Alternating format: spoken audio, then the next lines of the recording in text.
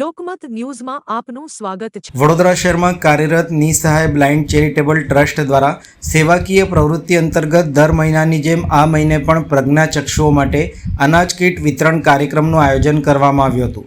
કાર્યક્રમ દરમિયાન આશરે 60 જેટલા અંધજનોને જીવન જરૂરી ચીજ વસ્તુઓથી ભરેલી અનાજ કીટનું વિતરણ કરવામાં આવ્યું હતું।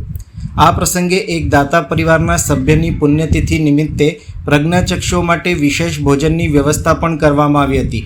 ટ્રસ્ટ દ્વારા કરવામાં આવતી આ સેવાકીય કામગીરીને લાભાર્થીઓએ સરાહનીય ગણાવી હતી।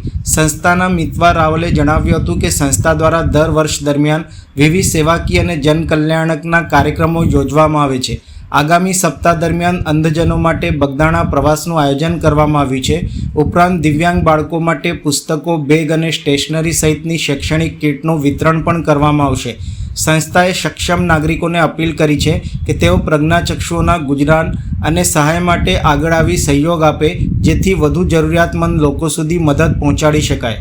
આજે અમારી સંસ્થા નિસહાય બ્લાઇન્ડ ચેરિટેબલ ટ્રસ્ટ દ્વારા દર મહિને અનાજની કીટનું વિતરણ કરવામાં આવે છે। તો આજે 60 અંધજનોને અનાજની કીટનું વિતરણ કર્યું તથા એક ભાઈની પુણ્યતિથિ છે આજે, તો એમના પરિવાર દ્વારા જમવાનું ને એ વ્યવસ્થા કરવામાં આવી છે અંધજનો માટે। નિસહાય બ્લાઇન્ડ ચેરિટેબલ ટ્રસ્ટ દ્વારા વિવિધ કાર્યક્રમોના ભાગરૂપે જલારામ મંદિર માજલપુર ખાતે અનાજનું 40થી વધુ કીટોનું વિતરણ કરવામાં આવે છે।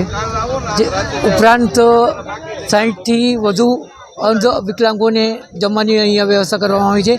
ભવિષ્યના કાર્યક્રમમાં અમારે જુલાઈના અંતમાં અયોધ્યા તથા આ લગભગ મેના અંતમાં સ્કૂલ બેગો તથા બુક્સનું વિતરણ કરવામાં આવશે। ઉપરાંત હવે પછીના જૂનમાં રેનકોટ અને અમરેલાનું વિતરણ કરવામાં આવશે। સમાજે આવા કાર્યક્રમોમાં રસ લેવો જોઈએ અને હું એમ નથી કહેતો ધાર્મિક કાર્યક્રમોમાં રસ ના લો, પણ ધાર્મિક કાર્યક્રમો કરતાં આવા કાર્યક્રમોમાં રસ લઈને યોગદાન આપે પોતાનું આર્થિક કે ચીજ વસ્તુઓનું, તો અંધ વિકલાંગ પરિવાર સુખી થાય અને એમને પરિવારને